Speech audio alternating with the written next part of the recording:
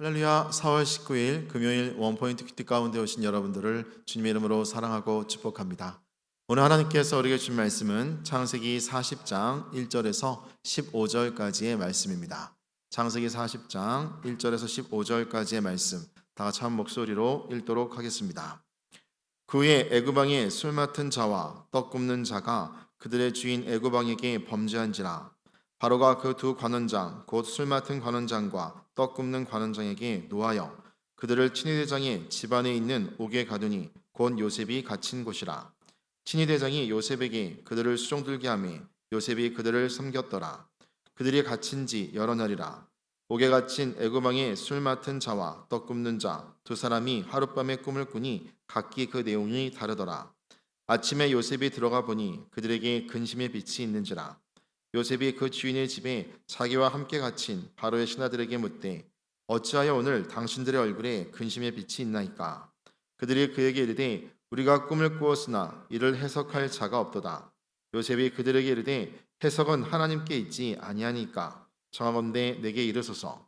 술 맡은 관원장이 그의 꿈을 요셉에게 말하여 이르되 내가 꿈에 보니 내 앞에 포도나무가 있는데 그 나무에 세 가지가 있고 싹이 나서 꽃이 피고 포도송이가 익었고 내 손에 바로의 잔이 있기로 내가 포도를 따서 그 즙을 바로의 잔에 짜서 그 잔을 바로의 손에 들였노라. 요셉이 그에게 이르되 그 해석이 이러하니 세 가지는 사흘이라. 지금부터 사흘 안에 바로가 당신의 머리를 들고 당신의 전직을 회복시키리니 당신이 그 전에 술 맡은 자가 되었을 때 하던 것 같이 바로의 잔을 그의 손에 드리게 되리이다. 당신이 잘 되시거든 나를 생각하고 내게 은혜를 베풀어서 내 사정을 바로에게 아뢰어 이 집에서 나를 건져 주소서.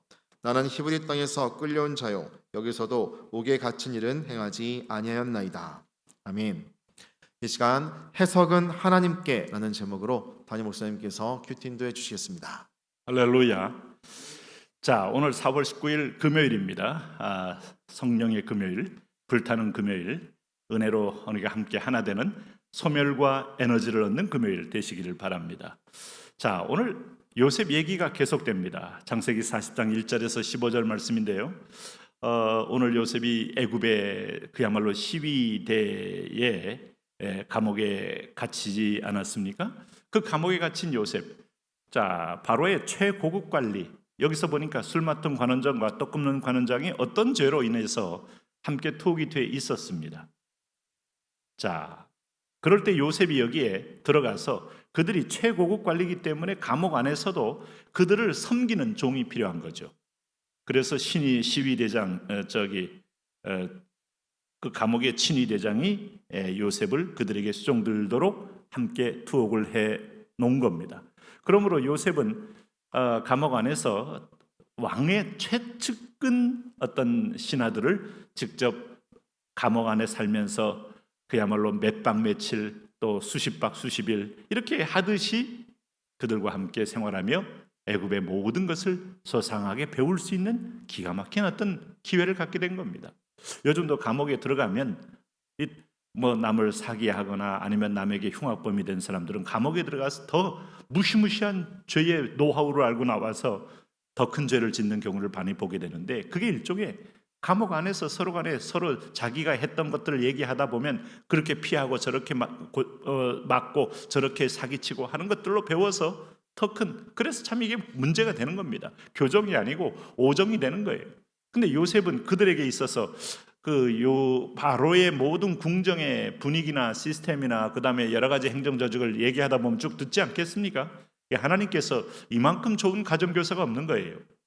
그런데 여기 보니까 어느 날 옥에 갇힌 두 관리 가운데서 한 사람이 꿈을 꿉니다.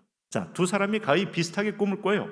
근데 여기 술 맡은 맡은 자와 떡 굽는 자, 이게 다 왕의 최측근인, 거기다 술에다가 또 떡에다가 독을 섞으면 죽으니까 이거는 가장 신이 많은 신하들에게만 맡기는, 왕에게 입에 들어가기 전에 직접 자기가 시식을 해봄으로 독이 있는지 없는지 자기 몸을 왕께 바친 사람들이에요. 그러니까 왕이 가장 신이 많은 사람들이죠. 그러다 보니까 왕의 주변에 늘 옆에 있으면서 주변에 애굽의 왕실의 동태를 가장 잘 아는 사람들이다 하는 것이죠. 자, 두 사람이 꿈을 꿨는데 6절에 보니까 요셉이 아침에 들어가 보니까 그들에게 근심의 빛이 있었다. 이 꿈이 이제 이게 해석이 안 되면 답답한 거죠. 내 운명이 어떻게 될까?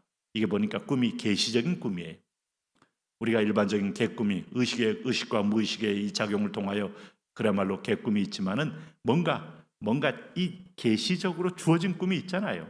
구약 때는 하나님의 말씀이 정경화되기 전에 요셉이 꾼 꿈이었지 그게 그냥 꿈이겠습니까? 근데 오늘 이들에게도 하나님이 허락된 꿈이에요. 결국은 요셉이라는 인물을 세우기 위하여 하나님은 주변 사람들에게 꿈을 통하여 요셉과의 더 깊은 연대와 접촉점을 만들어 주셔요. 그래서 요셉이 이제 8절에 보니까 뭐라고 그럽니까? 그들이 그에게 이르되 우리가 꿈을 꾸었으나 이를 해석할 자가 없도다. 얼마나 답답하겠어요. 일반적인 꿈이 아닌 걸 본인들이 너무 잘 알기 때문에 이 꿈의 내용과 실상이 어떻게 될까 하는 그런 궁금에 빠져 있을 때 요셉이 해석은 하나님께 있지 아니하니까. 내가 바로 꿈꾸는 사람이고 형들에게 꿈 때문에 내가 미움당했지만 그 꿈을 계속 붙들고 오면서 여기까지 온 그에게 해석은 하나님께. 적어도 이렇게 말하는 요셉을 보니까 상처가 전혀 없어요. 자, 그러나 요셉도 미래가 불투명해요. 지금 아무도 내 편 되는 사람이 없는 감옥에 내가 떨어졌지. 물론 감옥에 이 간수장이야 나를 사랑하긴 하지만은 간수장이 마음대로 나를 절대로 끌어내주고 해방시켜 줄 수는 없어요. 결국은 왕 바로의 역할 뿐인데 오늘 이 두 사람에게 꿈을 꿀 때 이 꿈의 해석이 결국은 바로에게 연결 짓는 중요한 하나의 끈이 되더라 이 말입니다. 그러나 요셉이 훈련받는 기간 자체를 단축시키진 않아요. 하나님이 막장에서 철저하게 훈련을 시키는 것이 뭔가 하면 꿈 해석한 사람이 아무리 나갔어도 나를 기억해서 바로에게 얘기를 해서 내가 억울한 일을 당했으니 여기서 풀어주소서 했지만은 그렇게 안 됩니다. 잊어버립니다. 그게 바로 하나님의 또 섭리예요. 어쨌든 여러분 술 맡은 관원장 또 떡 굽는 관원장 둘이 꿈을 꿨다 이 말입니다. 그런데 그 사람의 꿈의 내용이 뭡니까? 포도나무가 있는데 3가지가 있고 싹이 나서 꽃이 피고 포도상이가 익었고 그리고 내 손에 바로의 잔이 있기로 내가 포도를 따서 그 즙을 바로의 잔에 짜서 그 잔을 바로의 손에 들였노라. 그러니까 이 사람은 원래 했던 일을 그대로 다시 이어서 할 수 있을 거라는 그런 내용들이 보이죠. 요셉도 하나님의 해석을 가지고 꿈을 꿨는데 3가지는 사흘 안에 당신이 머리를 들고 당신의 전직을 회복시키리니 당신이 그 전에 술 맡은 자가 되었을 때 하던 것 같이 바로의 잔을 그의 손에 드리게 되리이다 하는 아주 희망이 있고 석방되고 복직된다는 그야말로 그에게는 굿뉴스를 전달해 줬어요. 이런 꿈을 해석한 바로는 하나님의 지혜와 하나님의 통찰력으로 해석했기 때문에 이거 틀리면 여러분 평생 여러분 못 볼 사이가 되거든요. 그런데 요셉은 얼마나 확신 있게 얘기합니까? 그리고 14절에 분명히 이 꿈의 열매가 있기에 당신이 잘 되시거든 나를 생각하고. 이게 여러분 우리도 가끔 이런 농담하죠. 너 잘 되면 나 잊지 마라. 뭐 친구 간에도 아니면 심지어는 뭐 부자 간에도 재미있는 표현으로 이렇게 말해보는데 내게 은혜를 베풀어서 내 사정을 바로에게 아뢰어 이 집에서 나를 건져 주소서. 요셉은 이거 진심이에요. 그런데 이 대목은 전적으로 하나님을 의존하고 매 순간마다 충성되게 봉사하면서 기쁨을 누려왔던 요셉의 태도에서는 조금 벗어난 모습입니다. 하나님은 최고의 정점에 세울 때는 이런 대목을 훈련시키는 거예요. 나를 올인하여 의지하느냐 여부예요. 일부분의 인간을 의지하고 사람을 의뢰하고 오늘 이 사람이 나가서 최고위층이 됐을 때 바로에 직결되는 모습이 있기 때문에 그를 분명히 그것은 사실이기도 하고 부탁할 만한 대상이기도 하지만은 그러나 허락은 하나님이 하시는 겁니다. 하나님은 이 대목에 대해서 오히려 훈련 기간을 삼아버리셔요. 그는 여기 15절에 보니까 나는 히브리 땅에서 끌려온 자요 여기서도 옥에 갇힐 일은 행하지 아니하나이다.